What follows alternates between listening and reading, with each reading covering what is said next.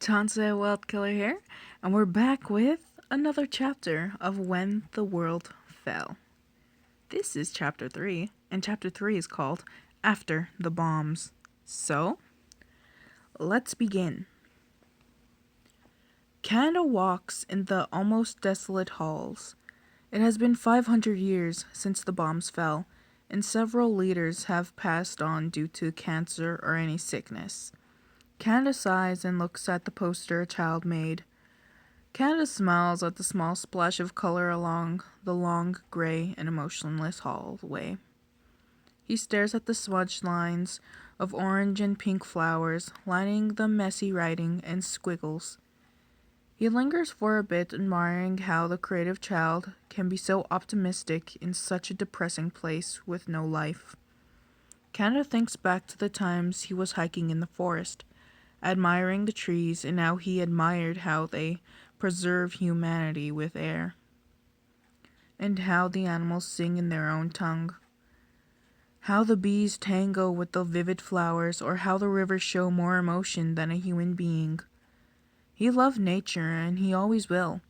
He would give his pinky finger just to go canoeing, but after what he was told, that's never likely to happen.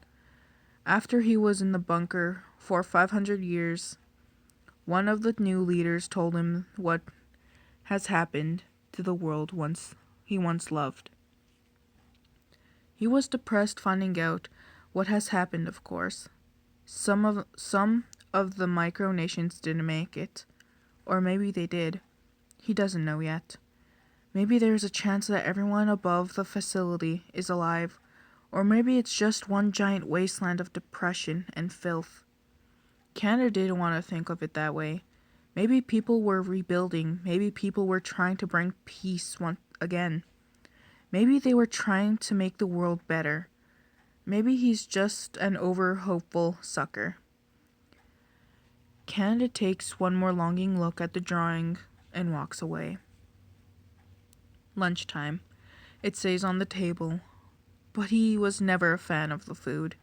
Sure, the facility has its own garden in the lower levels, and they make their own fertilizer of sorts, but it was always just so boring. There's no game nights, there's no activities. They just wait in their cells and die. There is no color whatsoever in the hallways, just boredom. Boredom and loss of what they once had. If he spends another 500 years in this dreadful place, then he'd rather die. He turns around the corner and walks in the cafeteria. For breakfast, they are getting the same thing, bread and honey. Honey, of course, is non-perishable, and they grow their own wheat in the lower levels, so this is all they ate for breakfast in the past 500 years. And Canada just wanted to eat pancakes again, but after the bombs, there might be no trace of any maple trees for his favorite syrup. He grumbles and grabs a tray lining up for his crappy breakfast. Well, him and the other people in the cafeteria. Canada looks at the crowd and feels bad for people with claustrophobia and anxiety. A few people butt in front of him, but he's too shy and quiet, so he doesn't say anything, nor does he care. The people, his people, can only live for so long. He smiles knowing that his people will kind of live on, but hopefully there is no overpopulation. That's just too much for his liking. And there won't be enough food for everybody. Plus there's a danger of inbreeding between the humans. So they need some form of mixed genetics, so there is no deformation with his people. Finally, the line dies down, and Canada finally gets his serving of food. He looks at the tables, which are filled to the brim. Lonely people like him sit on the floor. The place is so overcrowded that people just walk out to eat in their rooms. Plus, he can barely hear anything with all the chatter and laughing. He squeezes past the crowd and thankfully reaches the door. He laughs to himself and walks away from the chatty area.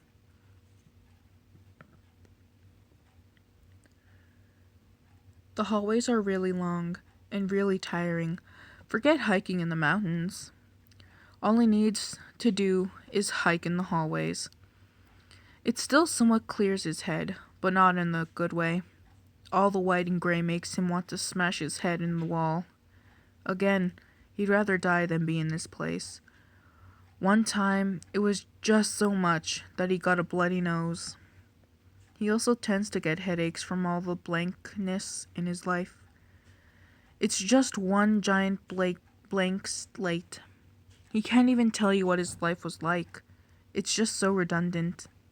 He finally reaches his room and shuts the door tightly. Sometimes he just wants to be the leader. Maybe his life won't be so boring. He sits on the bed next to his fluffy companion. Today is so boring, Mr. Kumakichi. It's just so bland, he says while softly petting his bear. Who? The bear says in his blunt reply. Canada, he responds quietly, while tearing the food in half for his bear to eat.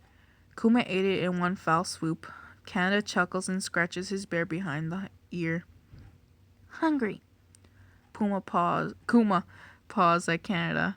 Canada sighs and picks up his bear, hugging him gently. I know. There's just not enough food, he tells his bear in a smooth tone. Kuma muzzles Canada's chin and closes his eyes.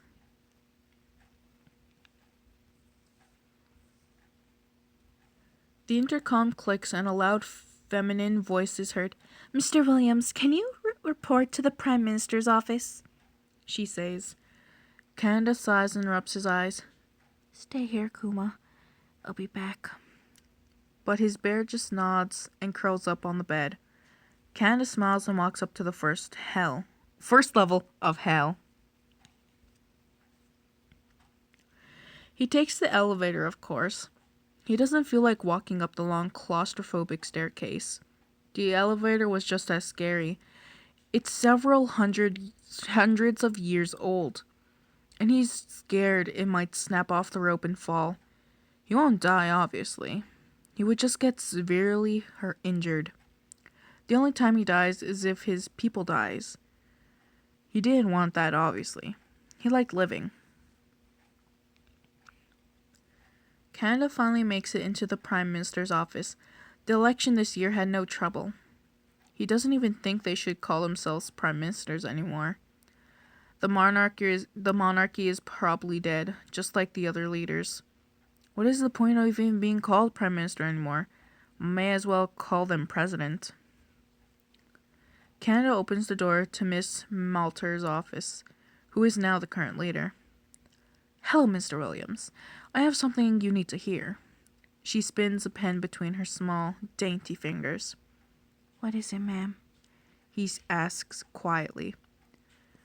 It has been a while since we were in this place, right? She asks. Yes, ma'am. Canada responds. Yes. How many years exactly? She asks. About 500 years, ma'am. Reaching 550 in 3 years. He tells her. She smiles and points at him with a pen. I have a proposition, Mr. Williams, she says excitedly. Canada tilts his head in confusion. I need you to go to the surface. We may grow our own crops in the lower levels, but we are reaching overpopulation levels. I want to know if it's safe up there. And I want to know if it is cleared up a bit, since you can't die. I need you to look around for a bit. Find a settlement if you have to, she tells him. Canada is quiet. He doesn't know what to say. He wants to cry out in pure joy for this moment. Finally, he can leave. Finally, after all these years, he is free.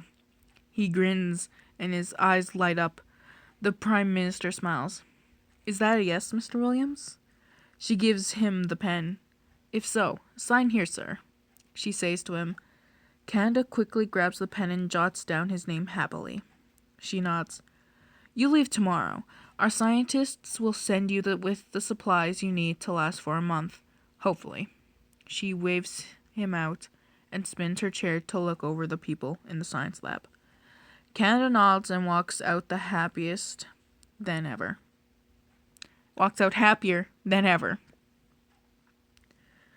Canada runs back to his room in a quick dash. He opens the door and jumps on the bed. Kumachiko, we have to leave We can leave this place. He picks up his bear and hugs Kuma tightly. Kuma squeaks in surprise but holds on to Canada. Home? Kuma asks him. Yes, we could go home, finally. He laughs and plops on the bed. I'm going to sleep early, Canada says.